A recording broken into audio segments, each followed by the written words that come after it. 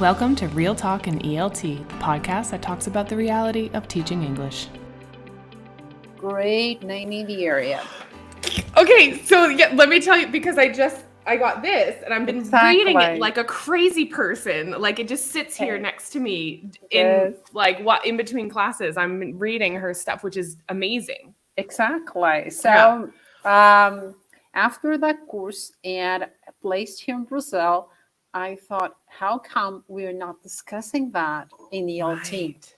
Yeah. And then I proposed to the group back then who were at the heads of breast diesel, if I could start a special interest group in my brain education.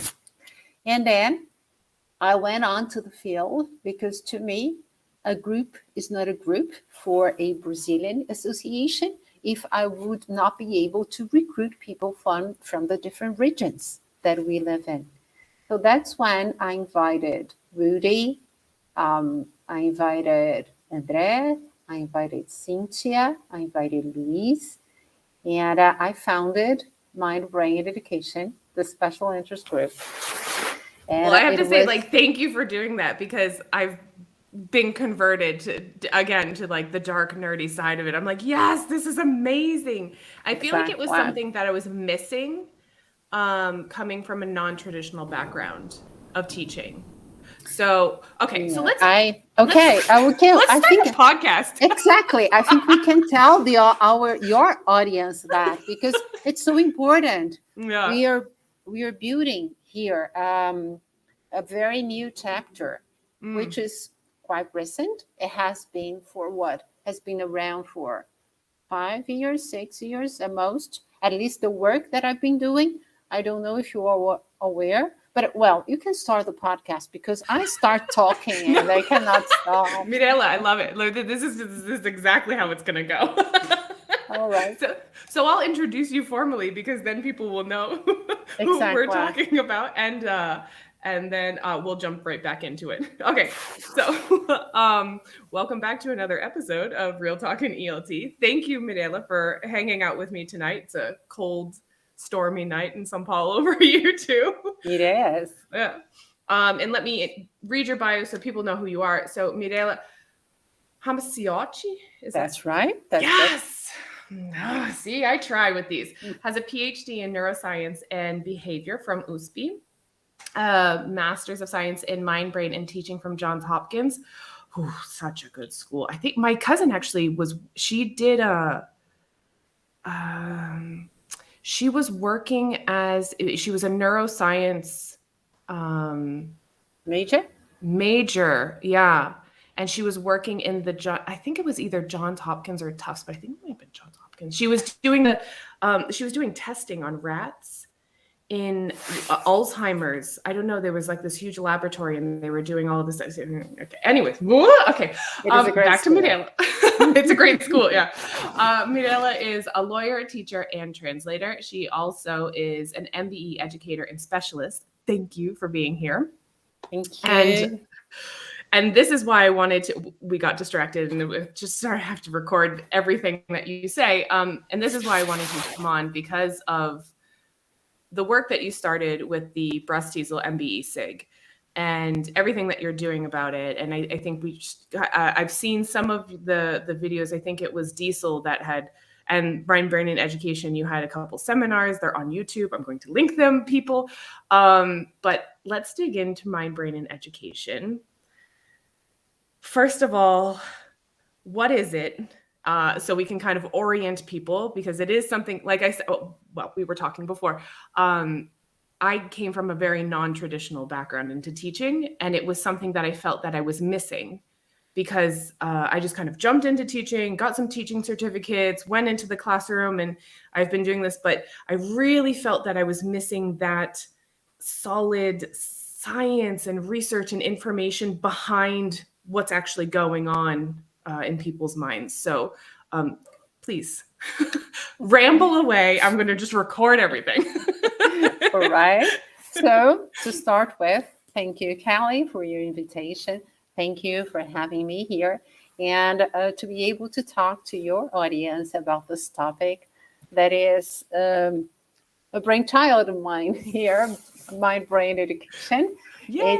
It's something, yes, that when I got to know it first, it was the story that I have with this science dates back to 2010 when I was in ELT.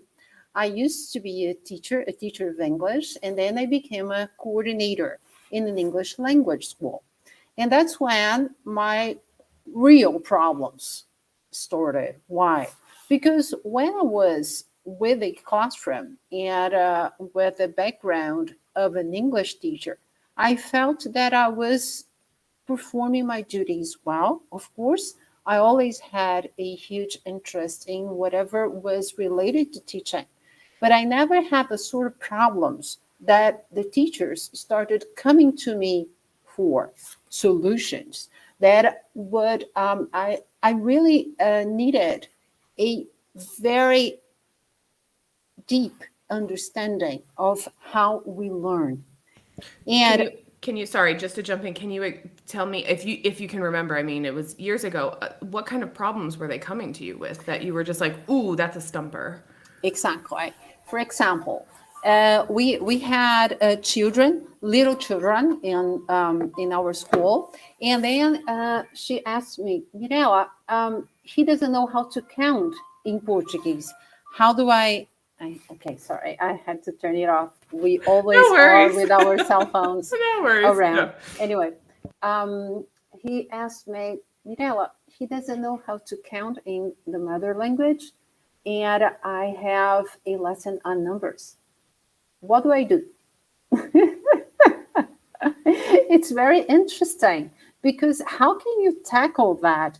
And then I said, okay, but what about our sense of numbers? And I didn't know that I was tapping into number sense, which is something we are as human beings, and not only human beings, other species as well, are pre-programmed according to our nature to display in the world. But this is a very experience dependent mechanism. Of course, you come to this world knowing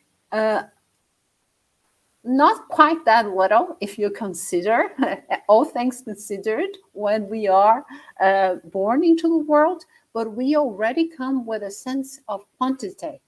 But to turn that into cardinal and later on into ordinality, we really need experience with the world, experience with counting, experience that is taught, experience that is developed. Where? In schools. Where? In families that furnish stimuli that is so important for us to get a sense of why numbers are so important. And there goes, I'll be talking and I'll be illustrating everything that I say with Illustrate books, away. yes, and ideas. Yes, because please. I think that when we say, "Oh my God, what is she talking about?" I would like to know more about that, and then I will be showing you some numbers and some names. Here, this is in Portuguese. This is the version I have here with me. Okay. It's How We Learn by Stanislas Dehaene.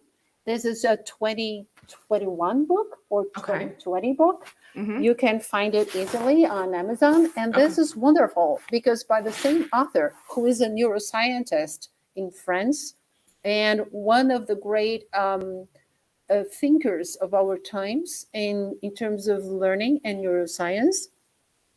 And he has another book called Number Sense. But back then in 2010, I didn't have any idea of how I would proceed and how I would orient a teacher to do that. Yeah. So I started with this quest. I needed to learn more. And to me, it made sense to go after the organ that is responsible for learning. I'm talking about the brain.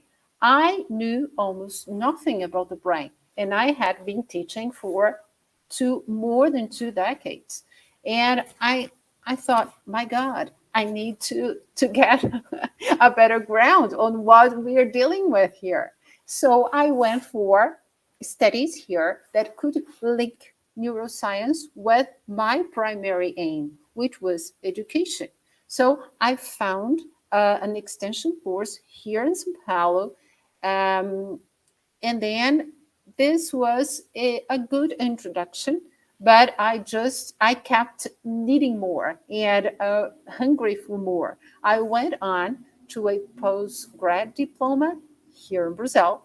And then back in 2016, I was already exchanging some info, and I had found Professor Tokuhama Espinosa online through videos and materials. And on that same occasion, she was coming to Brazil. It was August 2016. And I said, I will be meeting you. Where will you be? She told me, I'm coming for a conference in Ribeirão Preto. It's called Aprender Criança. It happens biannually. And I went there. It's right near me. I'm in Americana. Oh my God, I'm going to go meet her. Exactly. She used to come. She's not so much a feature in that conference any longer. What is a pity. Too bad. But anyway, the conference, yes, is very good. If you were near, you should go there. Okay. So back in 2016, I went there. I met her in person, and then she told all members of the audience, not only me, that she was responsible for an extension course at the Harvard Extension School of Education. And then that said, I said, I have to take this course. And there I went, and I took the course. Oh my God, it's falling apart. I have a pile of books to show you that I separated for our conversation, because I do that the whole time. I say and I show. And this is the professor that I told you about, Professor, Tokuhama Espinosa. And this book was the basis of her semester course at the Harvard Extension School of Education. Okay, good. And then I took the course, and while we were having, I told her classes, I told her, I said, Tracy, how come this book is not in Portuguese? Because I'm an English teacher. English is to me second nature, because I've been doing this so long, for such a long time, but I don't know which language I'm speaking any longer. But there are things in here that every teacher should know. What do you think about having me as a translator? As you, when you introduced me, you said, yes. I am a translator, graduated, and then I offered, and she said, get in touch with my editor. I have all interest that this book is released in Brazilian Portuguese. And I translated the book. Oh, so it's available in Brazilian Portuguese. No. And there we go. I talked to 15 editors. None were interested in publishing the book here in Brazil. So Kelly, as you talk to many people, and I talked to this because this has been so frustrating for both of us, me here in Brazil, Tracy back there, to have a book that was totally translated while we were together. I had a great opportunity to discuss with her, to exchange ideas, to make that better for our audiences here in Brazil. Another book that while I was translating this book, it was between 2016, 2017, she makes references to another book throughout her book. There's to a 2014 book. There are other books by Professor Tokuhama Espinosa, but she makes references to Hattie's book that was being released here in Brazil. And I told her, I am reading the book as it had been freshly ready for our audiences here. And I was streamlining the words and how it was translated, because to me, it made sense that both books used the same language or the same terms and Brazilian Portuguese, so that the audiences would have a very... It's like cohesive. Well-connected, very cohesive idea of what we're talking about in education as a whole. But anyway, that didn't happen. Perhaps it's going to happen. I still pray for that. We can. I'll just get a petition going. Okay. We'll just get a Good. petition online going and try and get it in Portuguese. No, because what So- I realized, because I started reading it, I've gotten, again, I just kind of read it in between my classes now, because I love it's so easily digestible. I have to say, it's a very not easy read. It's not easy No. because it's complex, but it's not it's comprehensible. Like it follows, it's logical, it makes sense. So I recommend anybody to read it. If you can read in English, you definitely need to read this book. But it's very, very broad, right? Because it's talking about education as a whole. And then, so, I want you to finish too, but I also wanted to kind of then relate it back to ELT. We're right. So, we are there. Don't worry. Okay. So anyway, I was still in ELT. I will tell you how I got outside ELT in the field. But anyway, I was there still in ELT at that moment of my career, already a director, and questions were piling up. But then the broad spectrum of how I would reflect on the questions posed to me by the teachers I was responsible for, by the parents I was constantly talking to, for the children that we were developing, because education has this central role. It develops the brain and consequently the mind. Without education, we would have a very different sort of brain. We are made to learn. The brain cannot not learn. Tracy, Professor Tokuhama Espinosa, would say that every single class to us. The brain cannot not learn. How it learns, and what you do, the stimuli you give to the brain for children who learn is our responsibility and our role. And so we have to be very, very well aware of our responsibility towards our children. And that's what led me towards the next step. But this is really interesting, because when one of the things that I see sometimes happening, and it's a little frustrating for me, and I think I had a previous episode I got a little ranty and I was like, no, is that people who, especially, again, I live in the ELT world. I don't live in, which is a small sect of the educational world, but ELT teachers, or there's a tendency, and I'm not trying to blame anyone or disparage, but it's like they're not very well qualified. They don't have the greatest proficiency, and they say, it's okay, you can teach kids because it's simpler. And I don't know if you, okay, because I have some like visceral reactions to this. I'm like, no. The most specialized people need to be in the children's classroom, not the most unqualified people, because it seems as if the language that they're teaching is simpler. And so, yes, okay. So thank you for that introduction. Okay. Anyway, I think that we have a great debt of gratitude towards early years educators. Yes. They are the greatest performers of this wonderful job that education entails.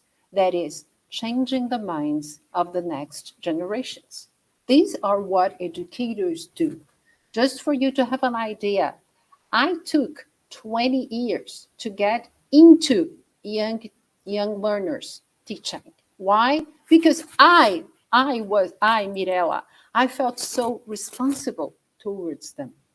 It was only after I got so many qualifications that I felt I could be in that kind of classroom.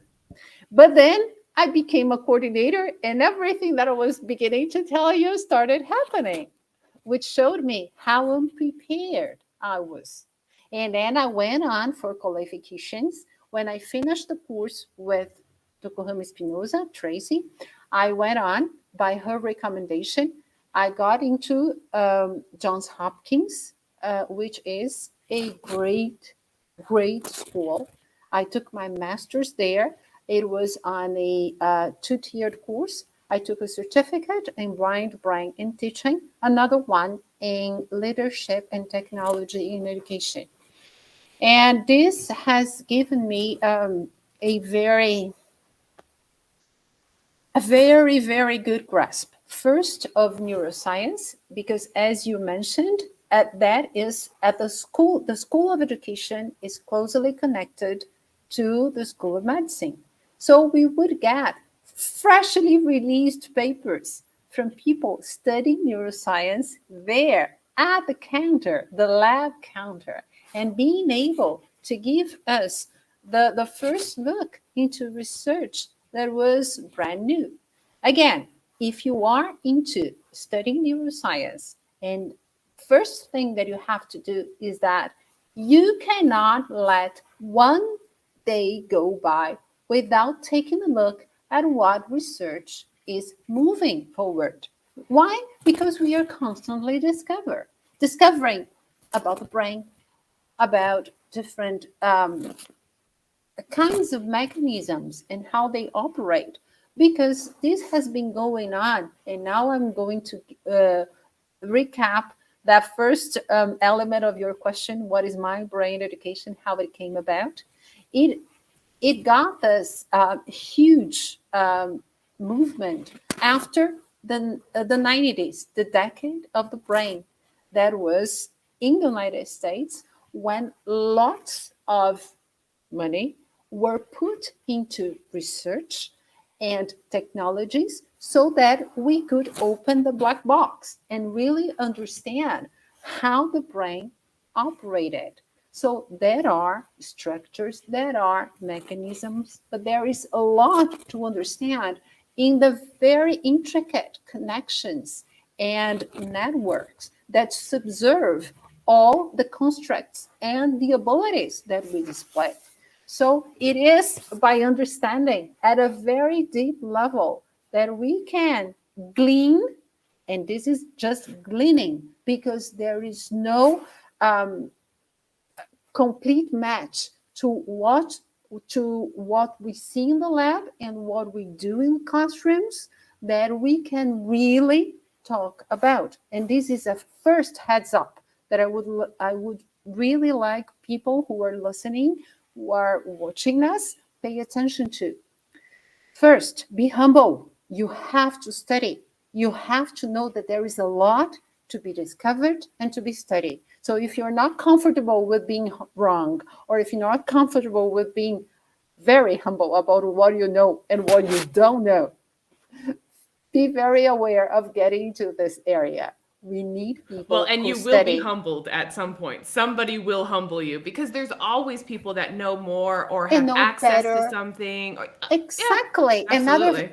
Again, neurosciences are the studies of what the brain does. And if you look at it, Kelly, the brain does just about everything that humans are Oh, it's knowledgeable so for complex, doing. right? And we have no idea. I mean, we know just like a tiny percentage of just some of the things that happen there. Exactly. So Right. I'm really, very, very much into giving people those kinds of what is this? I don't know. To me, I don't like the word advice, because Mm-hmm. it puts people in places that I don't feel comfortable being. But it's just a heads up, just for you to be aware that first we have to study. We have to be humble. We have to go from the beginnings. We have to look for understanding before being able to apply it. It's never going to be a direct route. And we have to understand that. People who are interested in the brain, it's marvelous. I cannot tell you enough what great discoveries and information that we can have from studying the brain. And that's what I do today, Kelly. That's why I was telling you that I went outside ELT into teacher formation, but today into research and in neuroscience, mainly because of that PhD that I took in neuroscience. So in neuroscience and behavior. And that's how I transitioned little by little, studying a lot, dedicating myself to what I felt was important. Why? Because from the decade, the 90s, and after, in the consequent, um, uh, the, uh, the aftermath of that great investment, not only in terms of money, but in terms of concerted efforts from around the globe, not only in the United States, around the globe.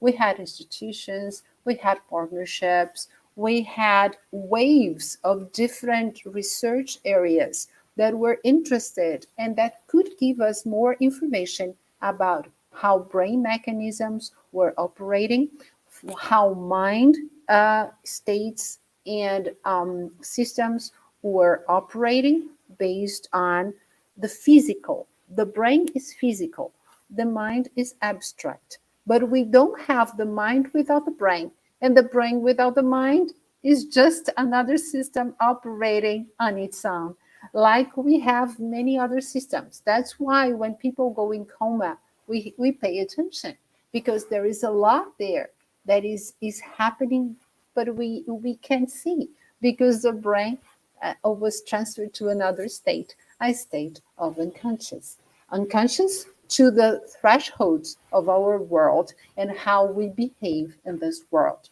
But back to what I was telling you.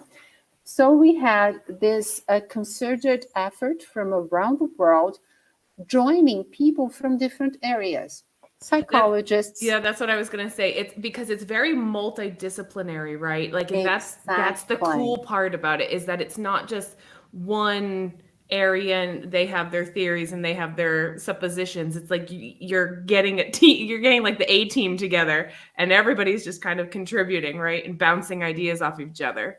That's what's cool about it. And I think what is central to it is the idea of complementarity. People are complementing each other.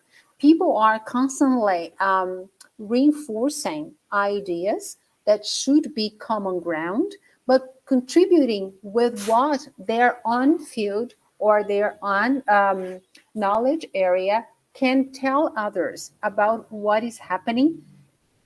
Why? Because they are all looking into education. That's why we have mind from psychology, especially cognitive psychology, brain, the study of how the brain works and operates. That's why we have neuroscience. For what? Educational purposes. That's why we have education.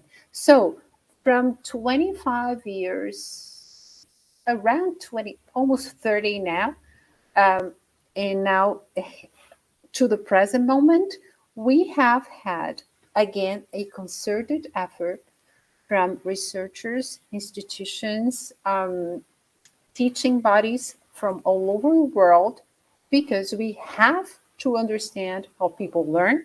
We have to know where difficulties lie. I will tell you about another book.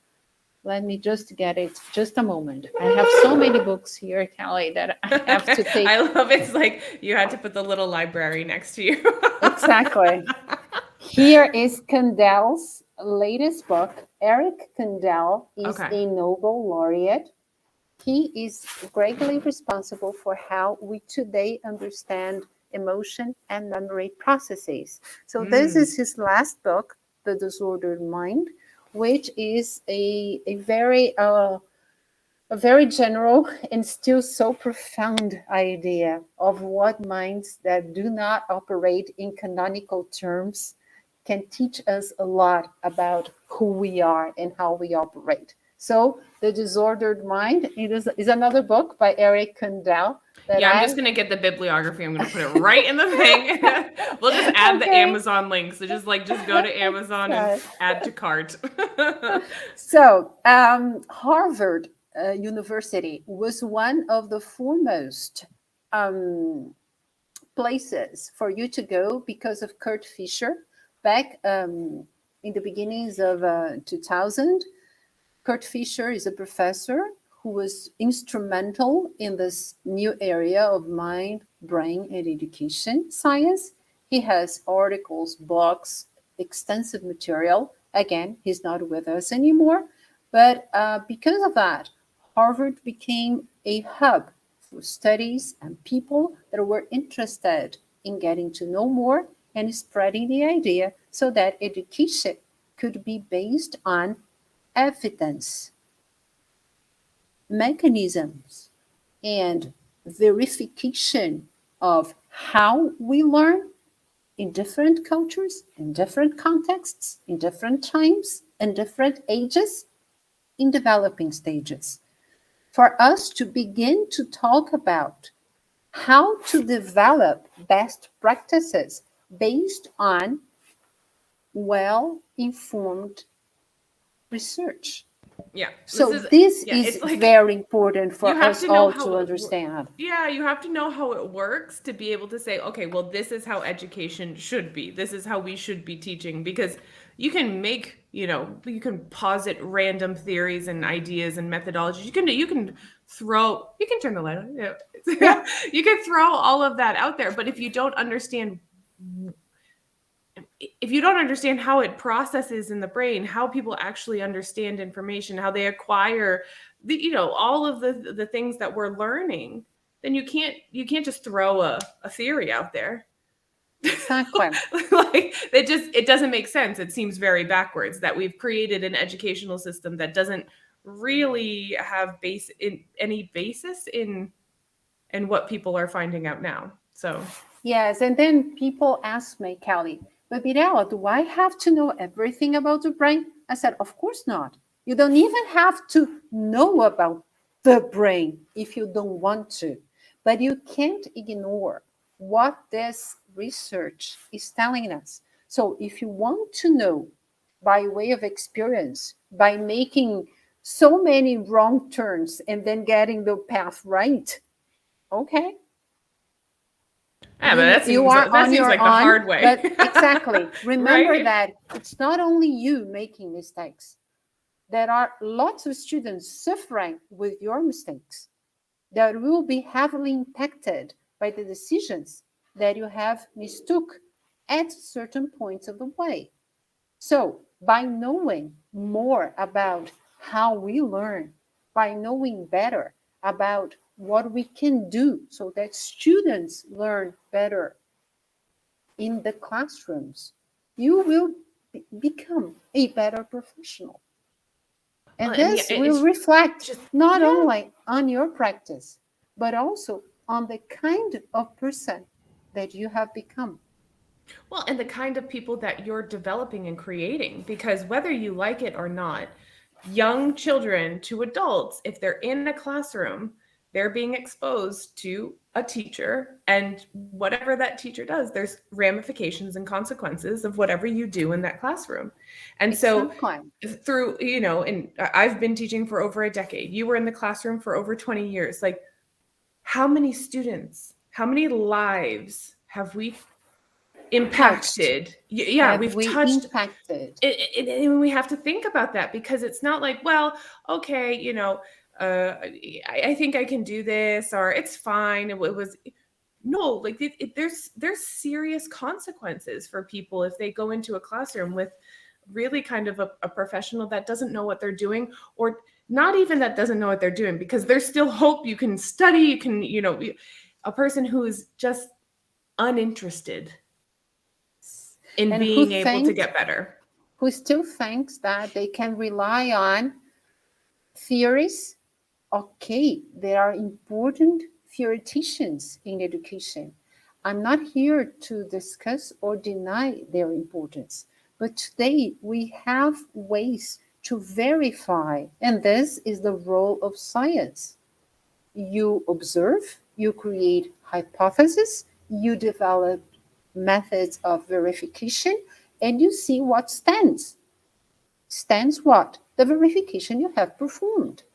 So today, if you were talking about great theoreticians, Piaget, Vygotsky, in English language, Prescience ideas, and lots of others that we have studied from books and theories, you can see what has stood the evidence from scientific methods and what has not. But We it's already also, know. yeah, Today, we already have people doing that. That book that I showed you by Hattie, that other book that I showed you by Stanislas Dehaene, talk clearly about how many we already know that was true and that is sound for us to continue doing in the classroom, and what we have to let go, to release and right. not get attached to it, because it is just a theory that could not and did not verify into applicable reasoning or thinking in the classroom or for Well, the development of human beings. yeah, there was let me get a little crazy on you for a second. So I know we just met, but it's just gonna go off on a tangent. So one of the things that I do, because I mentor and I do teacher training, I tell people, well, what's your teaching philosophy? Like, how do you think languages are acquired? How do you, like, tell me? And there's usually confusion or shame, or there's no answer. And I say, okay, every person that I mentor, every person that I train, I'm like, you have to have a stance on this, and it has to be based on literature and fact and information. You have to, because how can you say I'm going to go into a classroom and I'm going to teach you a language when you don't know how a language is learned? That's not logical to me. So let's go back a little bit, and it was interesting because you said something a little while ago in our chat, and you said at the time or the age that people are in. So I started reading this book, The History of Western Education, I believe it's called, and it goes back all the way to the Romans and the Greeks, and it tells you about the society, and it tells you about what was going on in society, and why people thought the specific way that they did, and how that translated into the educational system. And then how that developed, how society impacted that, and then of course sciences and everything else. So they started doing research, and things change, and they're reflective of what's going on in society. The 90s is a great example. We started actually looking at the brain. So then our educational system should have started adapting and being reflective of the things that our society now knows and values and sees as important. But the history of that is really important to know too. Even if we've dispelled some of these things, that's okay. We should know them, right? Like, because it's like, so, okay, so this doesn't work and this is the reason why, but this has some validity to it, and this is why we do. You have to know that. Exactly. You have to know how to link back to ideas that got laid out of the way. Why? Because errors, mistakes matter as much to the learning process as the things that we get right. And this is one of the tenets that we learn. You learn by making mistakes. So, but the kind of the mistakes and how you treat the mistakes that you make, and this is called error feedback, are a pillar, are very important to how you treat learning. Because then you know what didn't go right. And now know it again. We don't expect you to make all the mistakes all over again. Our society does not have a place for that any longer. We cannot, especially in a post-pandemic world, make mistakes that science, and again, based on theory, verified to the best evidence that we have, has already shown doesn't work. We have to start making right with the little and the much that we have to face in terms of delays, in terms of issues, in terms of disorders that we are facing nowadays. So again, my plea is And then my responsibility, when I got this course and I translated the book and I looked at the ELT world and where I was, and I found here in Brazil, nobody that I could relate it to, I proposed to found the special interest group in mind, brain, and education at the BRAS-TESOL, the Brazilian Association for Teachers of English to Speakers of Other Languages, an association that I held very close to my heart, and that I was a member for almost 30 years. So back in 2017, with members from around Brazil, we formed the group. The group is going on. Nowadays, I'm just the mentor. There are other people coordinating, but I'm always there. I'm always looking at the baby. You can't let it go. No, I mean, you can't let it go, though. You know, it's your we baby. are responsible, Kelly. Yeah. My idea is that we have to take care of these people that are coming, or people that would like to know more, or things like the books, the courses that I take, the ideas that we put into the world that are mirrored by our own actions in the world. And we are responsible, consequently, by what we live here. Live in terms of what you bequeath to other generations. Absolutely. This is what you do. These are the ideas you have, the person you get develop and act in the world. So again, I think it's very important. It's an area that is essential. You don't have to be into neuroanatomy to learn about the brain. You don't have to go for a PhD. No, but you have to have, I would say, general curiosity, because as a teacher, as an educator, hopefully people are just curious about just everything. Just curious. Curiosity is like the first, right? The first step, not to fall into the traps of myth, the neuro myth. Okay, So let's start. Because I think this is like one of the topics was like the principles that we can actually apply, that we've learned from MBE, and that we can say, okay, so these are the principles that we can apply in English language teaching. I mean, any kind of learning, not only English language teaching, but right. I'll tell you when it's very important for language teaching. Yes, please. Okay, so the first thing, the first principle, and this is based on that book that we both had by Tokuhama Espinosa, Making Classrooms Better. She developed for her PhD a Delphi panel. What is that? She proposed to many people around the world, researchers into the area of mind, brain, and education. What would be principles or tenets that would guide educators in this area and for best practices in education? So that was her PhD work. And from that work, she derived 6 principles, which are: first, every brain is unique. What do I mean by that? I mean that we all have a brain.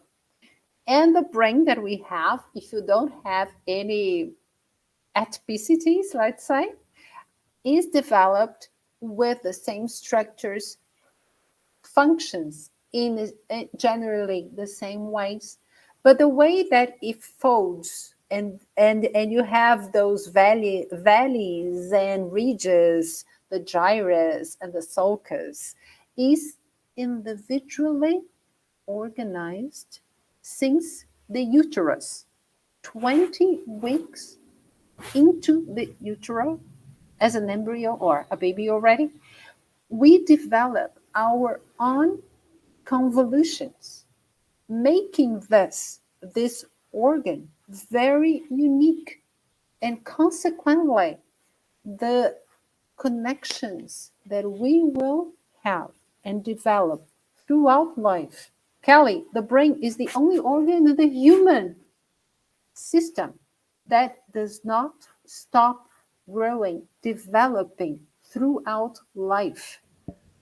We may Okay. have a mature brain, of course. We have a developing brain, a mature brain. This has to do with executive functioning and Okay. with the prefrontal cortex major in general terms.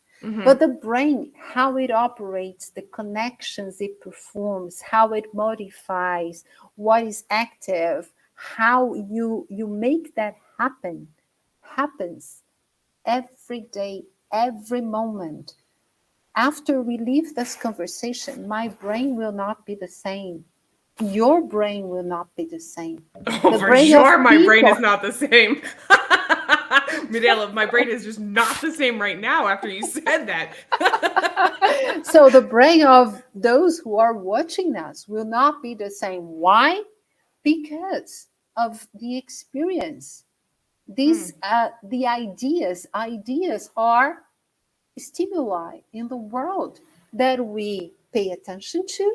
By paying attention to, we start processing, we put it into focus with a major focus, like light does in our world, and we start processing and paying more attention. And by processing that idea, reflecting on it, digesting it, perhaps incorporating some of that into our lives, we transform.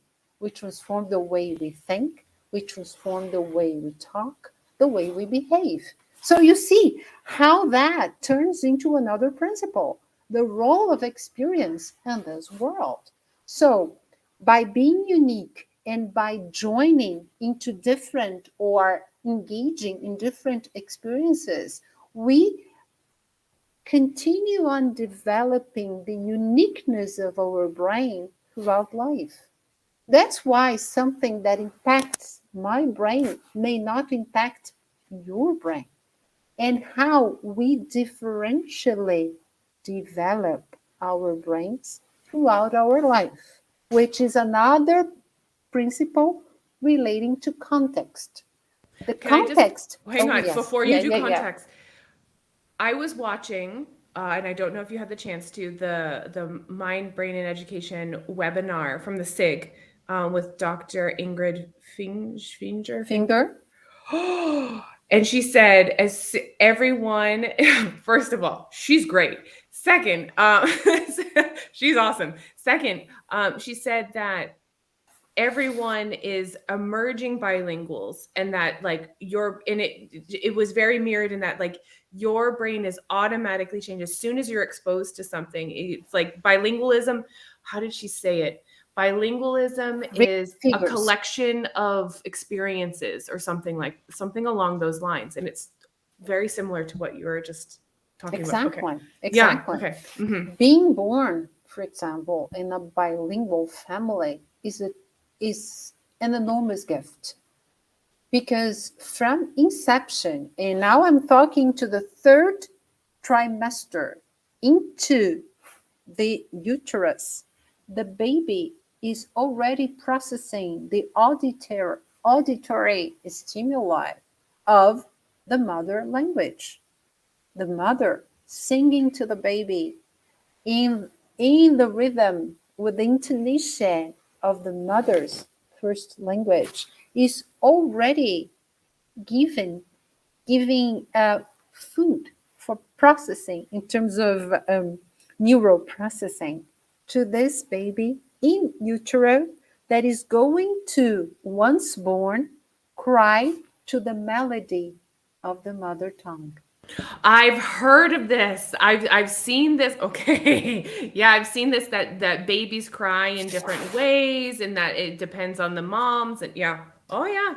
This is the prosody, that contour that characterizes language, that, for instance, makes Portuguese, which is the last of the Roman languages, very melodic to ears all over the world. Why? Because we were the last, we introduced the Portuguese language, the last in a family of languages. So we inherited a cadence that is very much Portuguese and very melodious to different ears. And babies that cry in Portuguese do cry and sound differently than babies of other languages, as happens to any other language in the world, which is a phenomenon that we cannot believe, right? Once I was in a lecture and I mentioned that, and there was this lady that was ecstatic, and she said she stopped everything. I knew I was right. I said, right okay, about what? tell us about what you're Yeah. right about. Yeah. She said, when I had my first baby, I was living in Buenos Aires, Argentina. And I kept telling my husband that our baby was not crying the same as my neighbor's baby because she had the baby at the same time. And nobody believed me. Everybody thought I was crazy. I said, Oh, "You are no. not." Oh, You that's are not interesting. Exactly. Oh, okay. Yeah. Sorry. Okay. Anyway. 10. Well, oh gosh, we're going to talk for hours. The context 3, I think you're on. 10 and 3. Context. Exactly. Well remembered. So we went first, uniqueness. Okay. We talked about the role of experience. We talked about the importance of context, the place where you are at, the environment where you are situated is going to furnish you with different kind of stimuli. I'm talking about relationships. I'm talking about settings. I'm talking about different ways that are going to impact how you process things internally in neural terms. So context is a major influence in our lives. And there is no saying that nature opposes nurture. No. Today we know that nature and nurture are in constant interaction. And it is by this interaction that we turn into different, we turn our blueprint, our genetic blueprint, into a just a trampoline to what we can do in our lives. And this is a role of epigenetics. How the information that is given to your DNA by your RNA. I'm getting a little bit scientific here. I'm It's okay. sorry. I love it. I'm But like, anyway, I'm into it. I love yes. it. People can turn it our off if they want listeners, to. yes, can go for more information. But and we had a talk about epigenetics in mind brain education with a colleague that is in her PhD in this area and used to be an English teacher as well. So anyway, back to what I was saying. This is very important to understand. Some of us studied in high school according to the prevailing idea at the time that the genetic blueprint you were born with didn't suffer any changes throughout your life. The way that you were born, you would die with. And this is just not true. Not true. You happen to go through many things in life, and the way that you relate to these things that happen to you will partly act on the genetic blueprint that you have and may change the potential or the latency that you have to certain events that had been pre-programmed in your life. But Mirela, this is yes. this is not isolated to education either, because there are people doing Walter Longo. I think he's in somewhere in California, USC possibly. He's a geneticist, and he's studying longevity. And they're looking into the genetic codes and all of that stuff, really because we see that people are living longer, and that because they're living longer, we're trying to, longevity studies, people think, oh, they're trying to live forever. It's not necessarily that. They're trying to live with better quality for the extended amount of time periods that we're going to be living, because the newer generations, for example, I don't have children, but my nieces and nephews, the expectation is that they might live to 130, 135. So how can they live with a higher quality of life?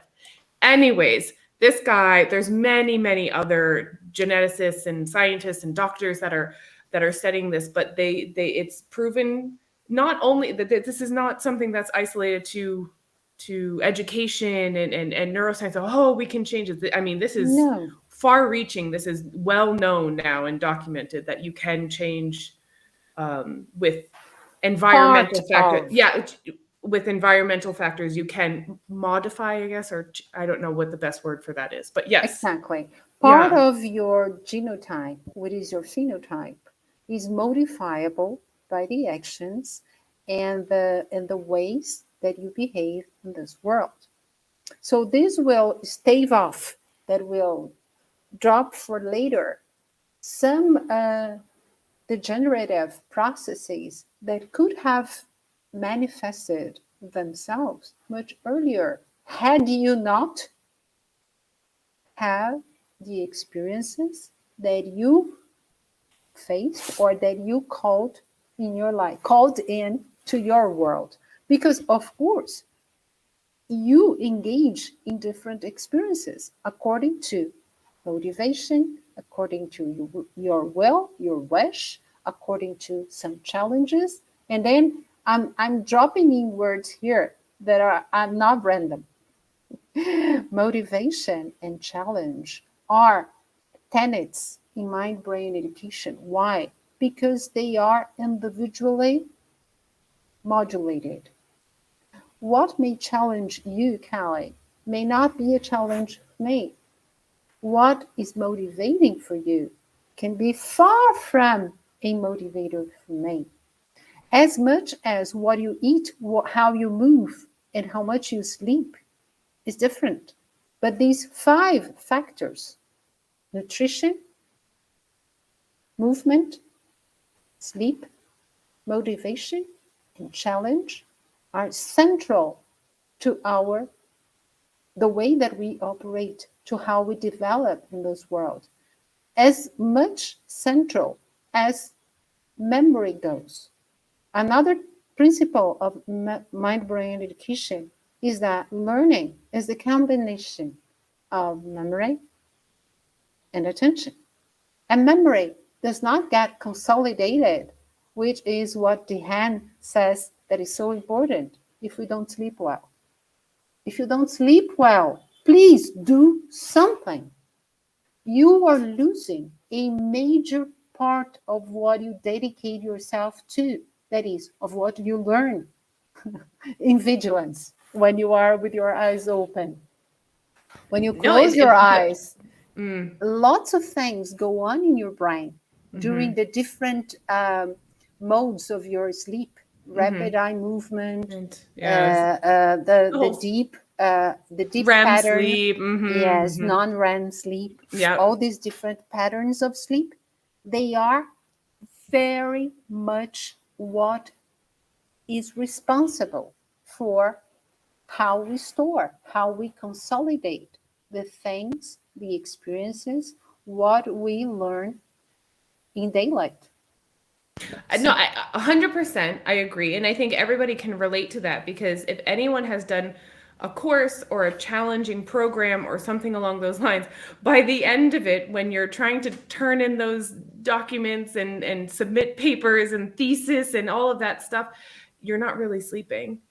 And you don't really perform as well at the end of the course because you've got all this stuff like that. That's usually what happens with people, right? They get so focused on, I mean, this is what happens with me, I can say at least, that I'm so focused on doing all of this stuff. I'm not sleeping because I have to turn in my assignments, and it's actually just working against me. Exactly. I just need to go to sleep. Everything that you shouldn't do is cramming. Cramming doesn't work. And we keep telling that, but people don't really believe, right? You shouldn't cram. I'm just gonna cram it in. Yeah, like I remember I was taking a test at the end of last year, big expensive test, and I didn't want to fail, and I was reading a huge notebook in the car and driving to the location. I mean, it was just, I hadn't slept, I was tired, I mean, dehydrated probably. It was just all of the things I shouldn't be doing. Exactly. And again, another thing that I always tell school leaders or the schools that I go to for courses, formation, whatever, we should strive to modify starting hours in our schools. Adolescents, who are going through a change in sleeping patterns, need different sleeping times. They will be sleepy very early in the morning. It's not productive to start your high school at 6:30 a.m. Hello, they should be sleeping. Give them that. Start a little bit later. Explore well what you do after lunch. There are different activities throughout the day that can be carried on according to the different time slots that we have. After lunch is not the time for you to pay a lot of attention. The body, all the resources will be directed towards digestion. And this is very important for the body. That's why we get drowsy, Oh my God, I sleepy. take a nap after lunch. And we have if I to. can, I'm sleeping after lunch. Yes, a nap. The Spanish were right. After Siestas. Exactly. They are very much wise. And again, this is something that science has continuously been telling us that should be adopted or very well taken care of in public educational policies. We should be aware of that because, again, that's how humans work. You're not going to be against. Of course, you may have a different pattern, but that is you. And you may have developed a special mechanism to recruit attention at a time when attention is dedicated elsewhere in your body, in your organism. So this is very important for us to know and for us to practice, even if it means a lot of change. Change is necessary when the path that we have been following is not conducive to progress, is not good for our people. At the end of the day, what we are telling here is what is good for people. Because if we are going to learn throughout life, and learn is a behavior, I always say that learning is a behavior. You change the way you learn. You change how you approach it. You change what is your appraisal towards learning. Lots of people come to me, oh, but I hate languages. I said, okay, you must have had enough very nice experiences. But how are we communicating?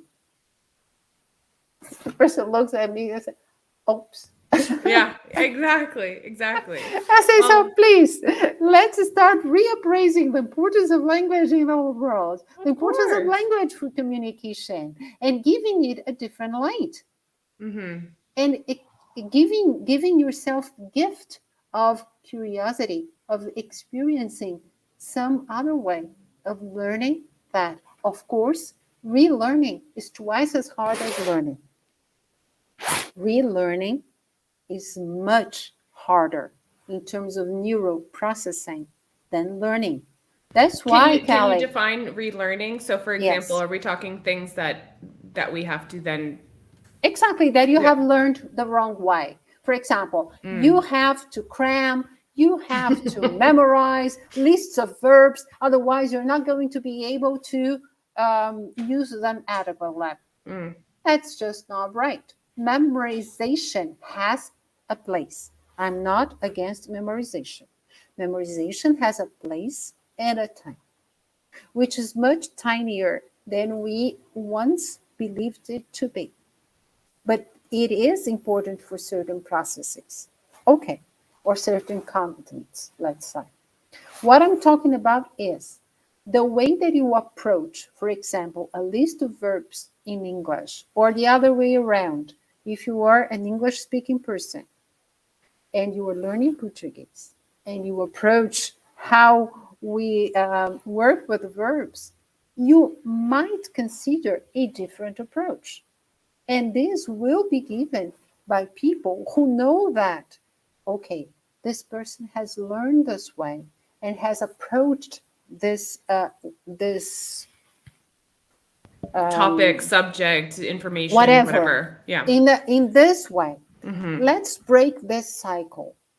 Breaking a cycle, Callie, in neural terms, is very hard. Why? And now I'm going to get a little bit hardcore here. Okay. What yes. happens in our Hardcore brain? Mirela. Prepare. Okay, go ahead. Okay. What happens in our brain when we learn? When the brain is composed of structures, but mainly of cells, special kinds of cells. Why special? Because they are the only cells, and I'm talking about the neurons, that have the property of firing. They don't get into fire, please. No, there's a Sending, firing like, here. Yes, okay.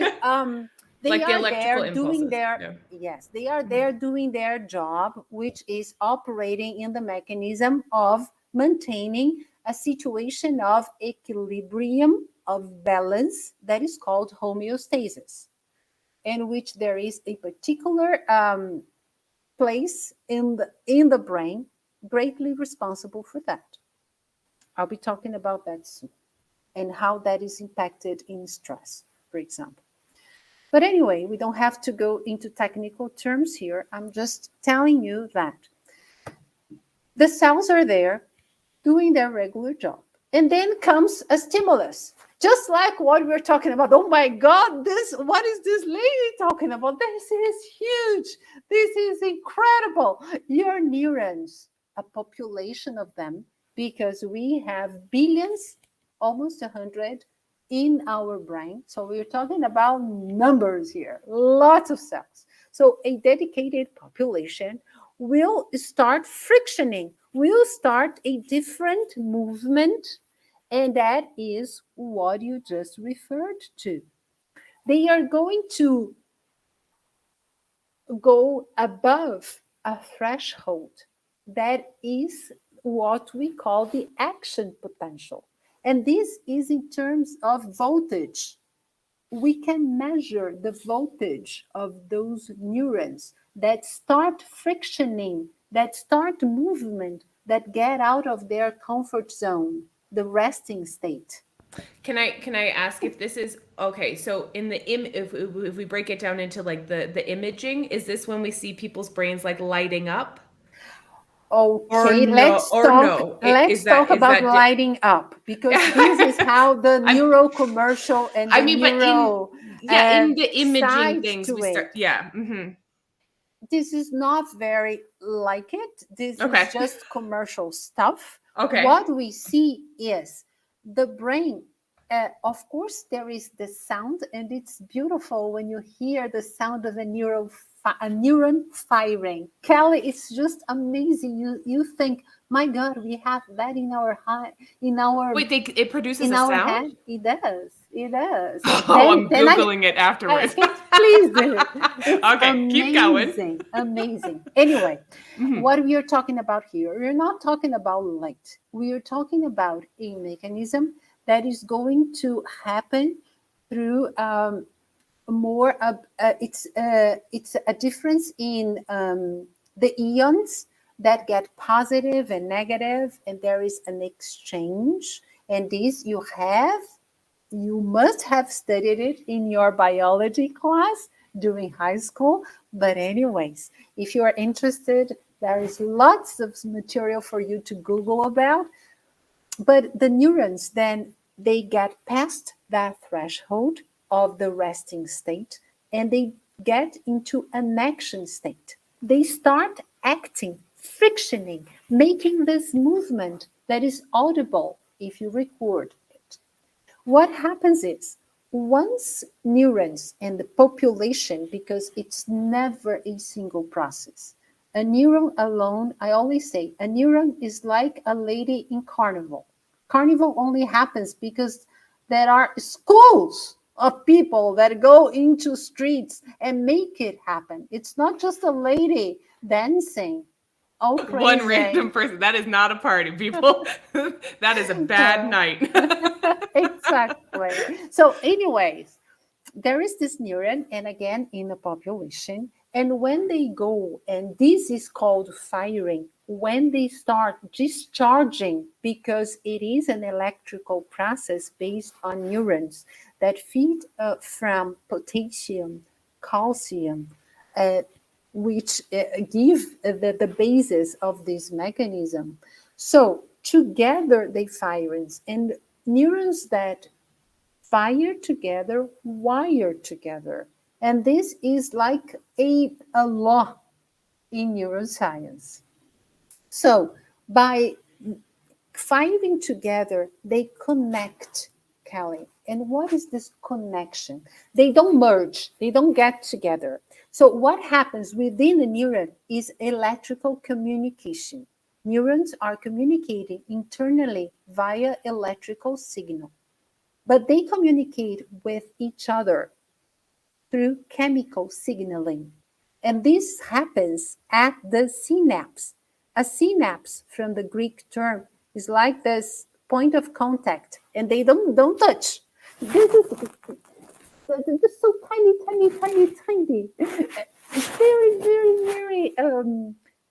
Very small in between the Is it the like a terminals, bridge, kind of? the terminals of an Yeah. axon, yes, that connect to the dendrite of another neuron.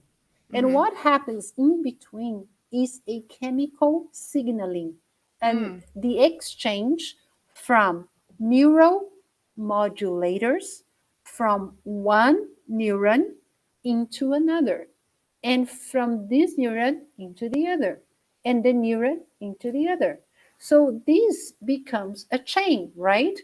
Passing this signal that started with this great stimulus of that lady talking about the brain, and I'm going to pay attention. And what is that?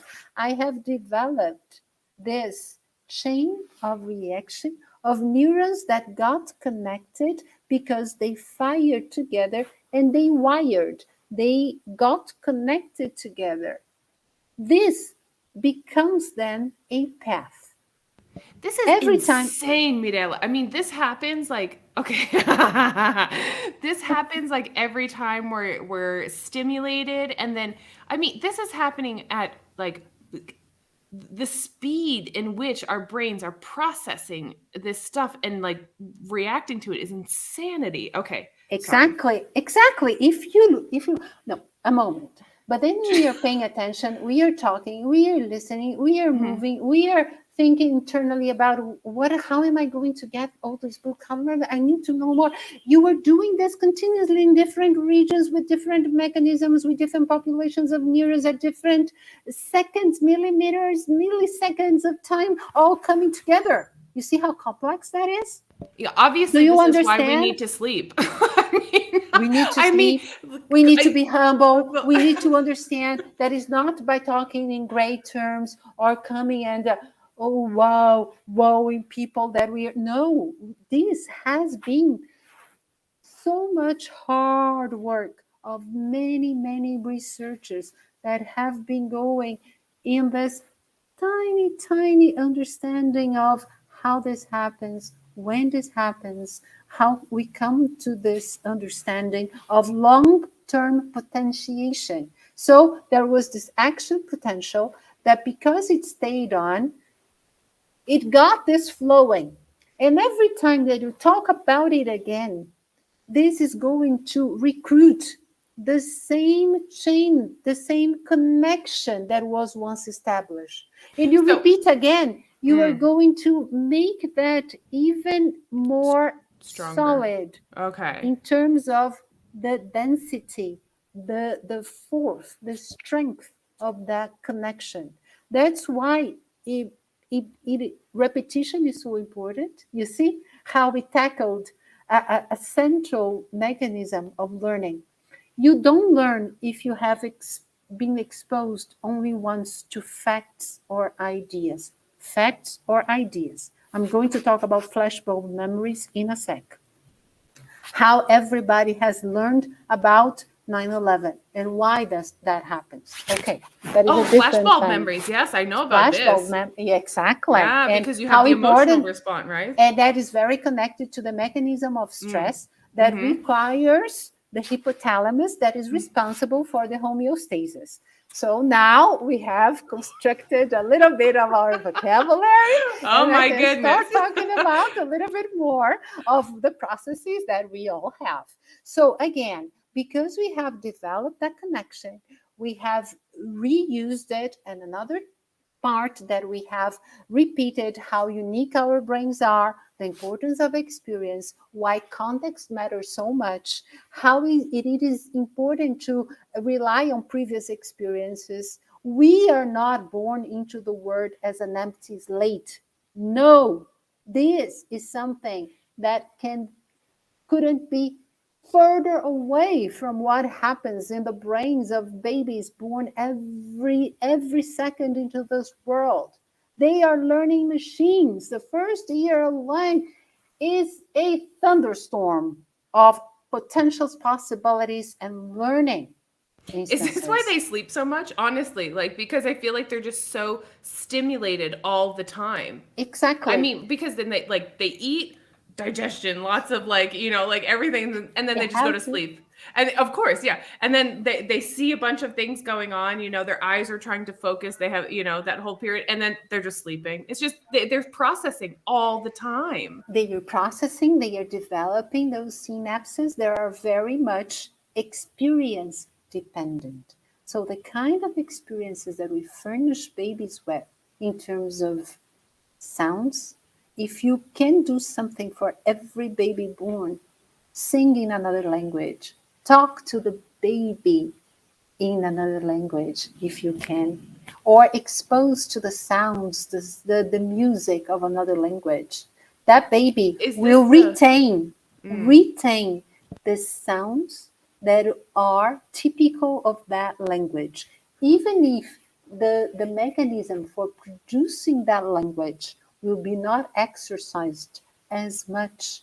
The ingram of that sound and the brilliance and the naturalness that we have when we listen to that as a baby will never be the same again in and our this is lives. now, we don't call it the critical age period or theory. It's the sensitive, right? This is kind of like Ex- helping that idea of the exactly. Why is it not called critical and sensitive? mm, Critical because once the window is closed, it never opens any longer anymore in our lives. Of course, we have that, and this is the work of Hubel and Wiesel, which is a pair that they were laureated with the Nobel, also because of their work with vision and the importance of furnishing light and stimuli to the eyes properly before a certain age. That is, if babies are born and do not have light, or if they are something happens and they have to remain with one of the eyes closed, that will interfere if it's not done purposefully and for a very short period. Why? Because critically, vision develops at a certain time window and will relate to brain regions that are very specific and very essential for the primary processing of that stimuli. So nowadays, you already see people who were blind who are again in between quotes because it's not the same kind of vision as you and me and most of us have of colors, of depth, of processing, but that they have been implanted with some sort of device in their tongues that talks to a specific region that is able to make that connection and give that's the amazing. I will show you the other video and you can link to that, which is again That's something. amazing. Hello, what is that? Yes, this is another area that is so fascinating. How people are discovering how we can deal with those neurotechnologies to Mm. supply what our bodies have been deprived of at a certain point in our development. But again, when we talk about academic terms, we have to change the way that we refer to it and talk about sensitive periods. Of course, we have sensitive periods for example, up to age 10. This is critically important for us to know that there will be no other period in life as important for soaking in language than that essential period of our lives. I'm not saying that we are not learning languages after that. I have learned German well after my 10th birthday, and I can speak it. But of course, I cannot speak it as beautiful as if I had it, that I had learned it before age 10. So if we can do something in our schools as a whole for children, teach languages when they are in their prime period for that kind of receptive stimuli, for them to be able to express it, to practice it in their lives. Even if they're not producing it, just being exposed to it enough within a Exactly. certain period we can say set them up for success possibly in the future if they decide to. Thank you for the care in the way that you have expressed that. It's essentially that. I'm Okay. not saying here that I am defining, I am determining. It's not that. And again, there are different individuals. The brain is again developed in different ways. There are people who will be exposed a little bit and who will do a lot with that brief exposure, whereas there are some people who have been exposed to a lot and who will develop not as much. Again, this is essential for us to understand that we have different potentials and different abilities. Of course, we come into this world with the opportunity to develop, and this is another principle, plasticity, that is the property of the brain that translates into our ability to adapt to the stimuli and produce with what you have, basically. So being adaptable in that sense is a property of our brain. And why do I highlight property, Kelly? Because there is good plasticity translated into learning from a very early age, and there is bad plasticity translated into biases that you acquire when you are exposed to a single way of thinking, to when you are exposed to radicalisms very early on, especially, and you start looking at things, looking at people, criticizing situations or contexts, not even thinking about what you're saying and how you are behaving, just because it has been mirrored by the people that have been responsible for your upbringing. Wait, okay, you're gonna have to break that down for me again. So plasticity plasticity is the property that we have that it's like the ability to Adapt to the circumstances presented to you. And this okay, is can we give like something, a good concrete example? So for sure. example, if I don't know, if I go into a new place or something like what would be an Okay, example of that?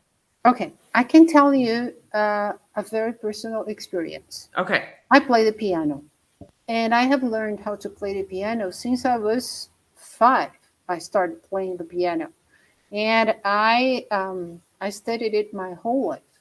When I get into a place and that is playing the piano and I listen, I can already tell what octave, what we're talking about, what kind of music I'm listening to. If the person is playing it well, why? And then my husband looks at me and said, "Hello, you have heard all that?" I said, "Of course. I was born into that. I can distinguish the different octaves. I can distinguish if the person is hammering the notes in the piano, if the person is playing it well, if the rhythm is according to that melody that I have learned, or that you see, this I have developed. I have ways of listening, and my ears have been adapted and flexible to have been developed in a flexible way, so that by listening to a very short period, I can already extract a lot of information. Okay, so I think I get it now. It's the ability to enter into novel situations and be able to use kind of previous experience to break those situations down. Is that kind Perfect. of okay? Perfect. Now, let's Okay. talk about the bad side of it. It will be the same thing, right? You go into a new situation, but because of all of this previous exposure to something, then you're doing the same thing, but in a negative way. Exactly. Let's give Okay. a very concrete example. Okay. Saying to your children that there are tasks or chores that are pertaining or that belong to women or to men. And since very early on, you cannot wash the dishes. You are a boy, this is not your task. This is not a chore that you have to do. You cannot do it. Leave it for me. I'm a woman. And then you repeat, and then you repeat. And when you go to your grandma's house, it's the same thing. And when you go to your uncle's house, it's the same thing. When you go to your friend's house, it's the same thing. Because I'm comfortable and I'm empathic with people that think like me. So I start belonging to a group of people that behave and that develop in the same way that I do. What will happen to that baby, Kelly? They're going to do the same thing. Can I just, I don't know if I'm going a little nuts here, but is this kind of why when people say, well, I'm from a different generation, is this kind of that idea? Not that we can blame the generation. I mean, obviously we have to grow and adapt, but if someone's exposed to something and that's so much because without of a variation, and they're thinking it's their generation. It's not really their generation, but they've associated it with age. Is that kind of it? Yes, and has closed off to other kind of stimuli that is so important. Okay. That is why, for example, you have heard of the concept in psychological terms of group thinking, right? Yes. And how you have to break away from it. Because otherwise, if you get surrounded by people that think the way you do, you will remain thinking about it and looking into the world or at the world through the eyes or the lens of the thinking processes and mechanisms and ways that your group thinks. And this is eventually break you away from relationships that you have to establish with other members of your community that don't think like you do, that don't act like you do, but that they have the freedom to be human and to be entitled to their rights as much as you do. I'm a lawyer, sorry. So sometimes you go off on your lawyer tangent, because as you were saying this, as we're talking about this, I actually was just relating it to teaching, because I like to, and I don't know if my students like it of me. Well, they continue to pay me for their lessons, so I think they do. But I purposely choose things sometimes because I know that they're going to disagree with it. Like materials that they're going to disagree with, right? So like this is the whole idea of like provoke the firing, right? Create the challenge, because then there's a challenge. Exactly. Okay, so this is like the 6 principles, right? Like, okay, so exposed to something new, they have to use their plasticity, because obviously they're going to put their spin on this situation, but then they're really being challenged to explore it and have to talk about it and maybe see it from a different side. So, I mean, listen, lawyer it up here, but I'm also thinking like in terms of lesson planning, these are things how important it is to furnish your students, to furnish your contexts. And then again, I always talk to school leaders the importance of bringing to their environment elements that are of different natures. And I'm talking about ethnicity, I'm talking about racial aspects. I'm talking about religion. I'm talking about different socioeconomic strata. This is very important. It's by creating, furnishing experiences that will be essentially diverse from the ones that they come from or they usually have, and that we cannot expect only families to propitiate. This is under the guise of schools, communities of learning, because they are essentially the place for it, for this major space of role playing who you are, who you can be, what you can think, experiences that you can have.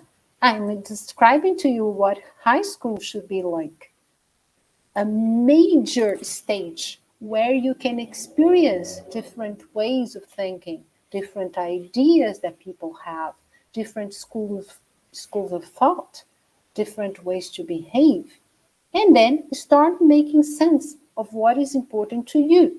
Because when you have those feelings of good and evil that are inherently what describes our human nature, then we are talking about ethics, what we are in this world to do, right? So No, I got, okay, I have a lot of ideas. Okay. We went super nerdy. We went into the brain, very technical.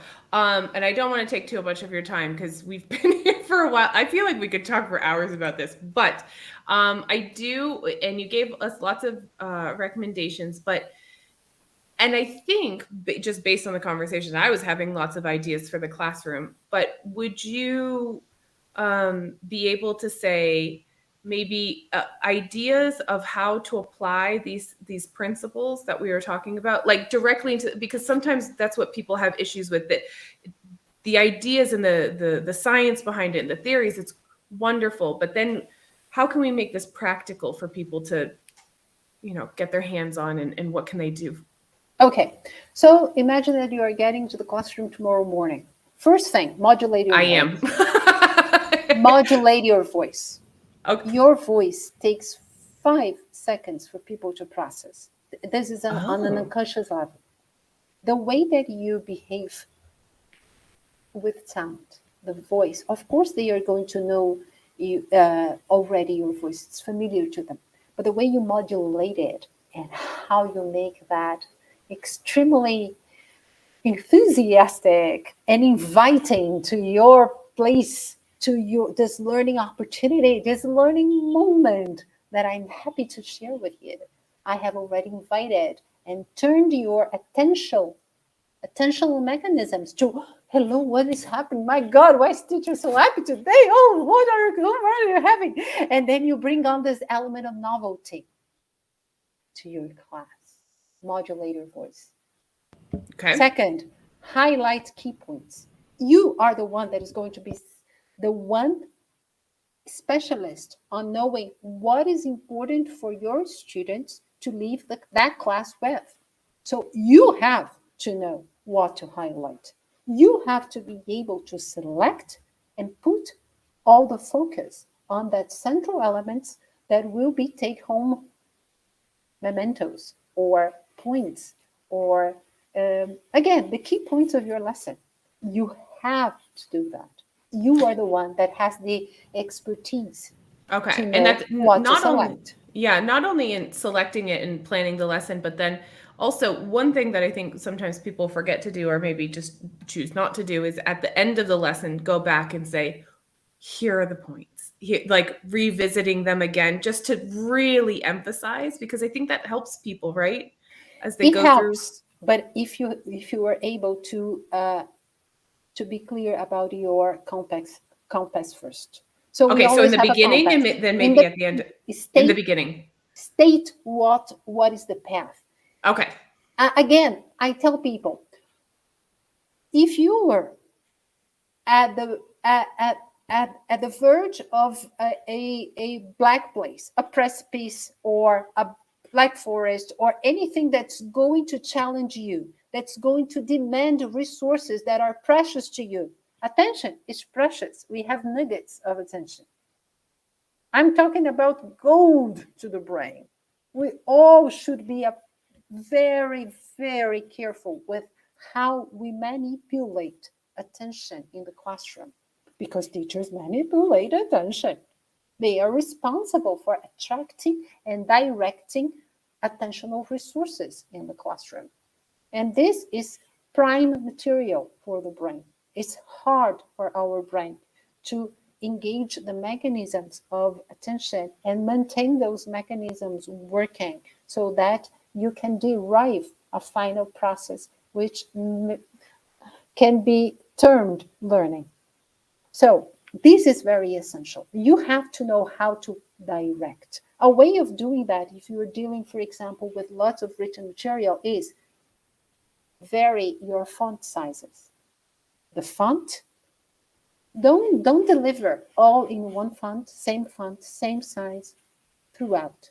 Vary your font size, the spaces that you leave in between. This is a prime way to call attention to something that is written, and that will be a moment of engagement that is self-regulated.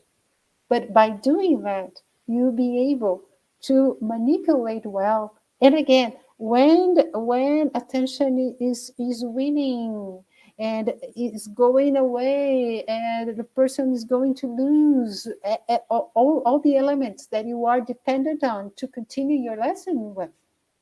When you manipulate purposefully the font sizes, you create attentional hooks that will be able to maintain that engagement, so that at the end of the reading process, that student is still with you and has derived or has extracted the gist of what you wanted them to. That's so simple. Exactly. It's so simple. But I mean, if it's effective, then wonderful. But it's so okay. Got it. Okay. Clear about Another one. Yes. Mm-hmm. Change your settings. Nobody can pay attention for a longer time if everything remains the same. Why? Because it's habituation. The brain does that without even our awareness. We habituate and we just turn off. And then if I'm always looking at the flag behind you and the flag behind you, and then I go to the stripe and I go to the star. Oh, I'm away. Okay, so that far away. Okay. Change. So one day you are with that background, another day you bring another background. If you are teaching online today, Google whatever has done it for us, and I think it's brilliant. Oh, the backgrounds, the virtual backgrounds. Yeah. Exactly. Today you can vary. You cannot vary the person because you are their teacher. Right. So vary the background. Change the setting. Okay. You know what I used to do? When I was giving classes, sometimes the same group in the morning or one period, and the same group in the second period. Yeah. I would change my scarf. I would change my blouse. I would purposefully, take it to change myself. They would, teacher, difference. I said, have you noticed? I would joke around. Why? Because I was purposefully creating the attentional focus. Okay. I wanted them with me. So I had to manipulate their attention, and I knew that I was being central to that content and that time and that moment. And if I remained the same, they wouldn't. Okay, there she goes. So I would put my hair up. I would change something, change the setting. Okay. That is something that early years educators, they do the whole time. They bring hats, they bring glasses. Oh, they do. Yeah, they bring the noses, and people think that they are being clowns. No, this is so wise of them. Because children with very short attentional spans, they need that kind of hook to engage their attention again. But Right, as but we go adults through, do too. I mean, that's not something that goes away. We have exactly, longer attention spans, but exactly. But don't forget that they are spans. You lose them. They end. They have a yeah. beginning and an end. So Mm-hmm. we need to know not how long it takes, no, but you need to see when it's going away, and you have to create something that will hook them up. Because Can it be a change without in attention, activity? yes, I will talk Okay. about that soon. Okay. Without attention, there is no learning, Kelly. Okay. Forget it. Okay. Attention is the first thing that you have to pay attention to. Okay, got it. Pay Okay? attention to So attention. change the people Mm-hmm. if it's not possible. Change the setting. If it's not possible, change the content. So you see that I'm talking about changing. Why? Because I'm bringing novelty. It, the, the brain is a pattern seeker. It's going to try to establish a pattern every time you expose something new. Today we know that babies are so apt for learning because they are a statistician by nature. They are drawing statistics in terms of probabilities of what is happening around them in the world so that they extract and learn. Do that and learn because their brains are constantly doing that. That's why they need a lot of sleep. Well, They are drawing those statistics moment to moment, but we don't lose that, Callie. We yeah. do that continuously. The problem is we Mm. can get better at it and we can get worse, very much worse at it. Well, I was as Bringing you were. novelty is an Oh. element for you to change the setting. And when you change, you hook up that mechanism that we say, oh my God, what is she doing? What is she doing? What's happening now? What Yeah, is pay happening? attention to something. How am I going to set myself Mm-hmm. in this new context? Again, I'm looking for the pattern so that I can, you see Yep. how you create that mechanism by bringing Mm-hmm. novelty and developing the pattern. Bring Yeah. novelty and develop the pattern. The one thing that I get concerned about though is that novelty doesn't mean entertainment. Oh, yeah. Okay, so Oh, yes. so we're Yes. not talking about having fun and games and all of that type of stuff because novelty can be it's just something new, a small change, but it's super engaging. Yeah, like you just put your hair up, so yeah, that's it. But That's it. I it doesn't don't, have to be no, entertainment, which I think is no. what people are starting to do a little bit. Have done for a long time. Well, no, I think, well, the reason that I say that and I'm a little hypercritical of it is because a lot of things are going online. And so we're using these technologies, all of that fancy technology stuff. And honestly, I don't think that that's actually quite engaging I think it's distracting for some people, but It is, especially for those that come with a neurobiological apparatus that is not conducive to engaging attention. I'm talking about attentional disorders that are extremely impacted by that kind of gimmicks. They are gimmicks. This is not learning. This is not teaching. What I'm talking about are very little purposeful actions that you perform with a direct objective, that is to call your students' attention to what you need them to pay attention to. This is important here. This is what we all should be talking about and doing. I'm not going to create a circus.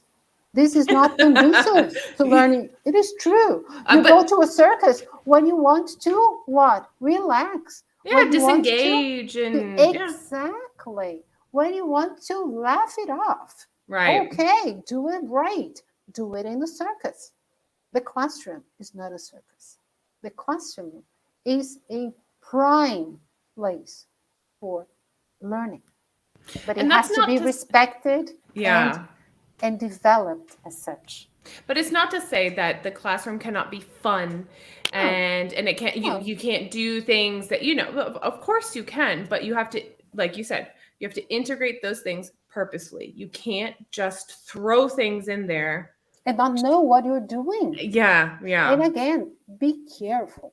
Be very careful, because those that are struggling to stay with you, because believe me, there are many students who struggle to be able to pay attention. They will wander away. Well, You are calling them to do that. Yeah. But you are asking them to wander away, to think about, oh my God, she just threw a ball. But if the ball goes up, where, oh my God, and if the ball is larger, and if it's going to break a window, oh, I broke that window. Oh, I forgot to tell mom about it. You lost your student. I'm so sorry. You lost your student. And attention is something that we have to practice, right? This is not something that's like inherent or this is my last question, Mirela. I'm sorry. No, but because I feel as if at least this has been my experience, and I haven't studied it at all, but I feel like, children have certain attention spans, adults have a little bit longer, but because they've kind of trained themselves to be able to do, or is that a correct assumption or no? Exactly. Okay. Focus is something you teach. Okay. Attentional spans are things that are developed. If you manipulate the environment so that you continuously offer your children as parents, your students as educators, a little moments of engagement, but that are fired into them. They are just bombarded with it. They just don't know what to pay attention. They just don't know how to anchor that mechanism and stay there to execute an action, to perform, to come to a moment that they say, I have understood it, thank you. And that's what we all want to say in the classroom. So we have to educate our attention.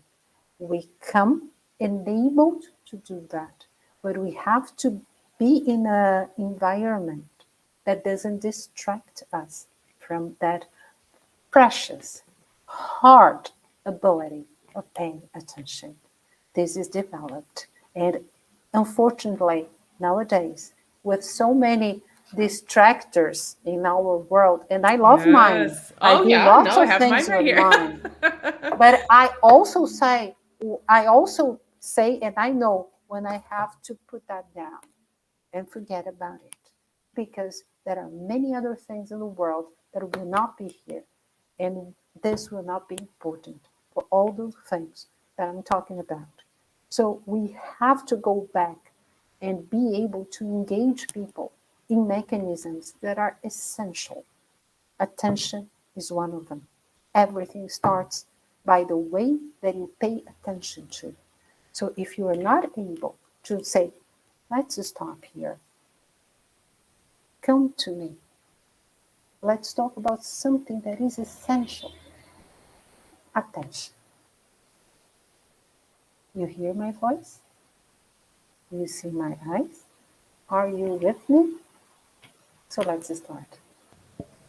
Yeah. If we can do that at different ways, according to the different ages, stages, and purposes in our lessons, then we'll be doing a great service. Because if there is something that we are all, as a population, losing nowadays, is the ability to pay attention, to stay in that state, and to derive from it something that is so important to all of us, that is reflection and critical thinking. We don't get to critical thinking if we are not able to pay attention, if we are not able to stay in that place and engage with that thought and go again and again. And every time that you go, and this is another very important lesson, And I'll leave with that today as well. Yes, no, I'm just sitting here just soaking it all in, but leave us with your last nugget. Don't worry about going far. Go deep. If you have one thing that you can do with the human being in front of you, no matter the age, go deep. Everything that we have to do today has to go, even if it's a little thing, the ability to explore that in depth, because that is what will make us better at what we do, at what we say, at what we think, at how we behave, and how we relate to people. So that's it. Go deep, not far. And thank you for having me. I hope that was fruitful My God. for you and everybody else. I want you to come back on. I want to sit with you for hours and just pick your brain about everything. Mirela, that was just wonderful. Honestly, that was, super insightful. We didn't get to half of the things that we wanted to talk about. That's what happens. I told you, it happens. So you're just going to have to come back on and we're going to have another chat about all those things. Sure. No, pleasure to. But thank you so much. I think it was really insightful, and hopefully people can reflect on those the 6 principles that you had talked about, and how to start manipulating attention and go deeper with the students and really think about actual learning, and hopefully it's encouraged some people to investigate the process a bit, and learn, even if it's superficially, just be curious about what happens with people, so that we can help them. Exactly. Not And by helping them, helping ourselves. Oh, absolutely. Because that's what happened. Mm-hmm. Always. Well, I want to thank you for coming on and talking to me. It's been wonderful. And the door is open. You can come back anytime. Thank you. Thank you for having me. Have a great weekend. Thanks. Bye-bye.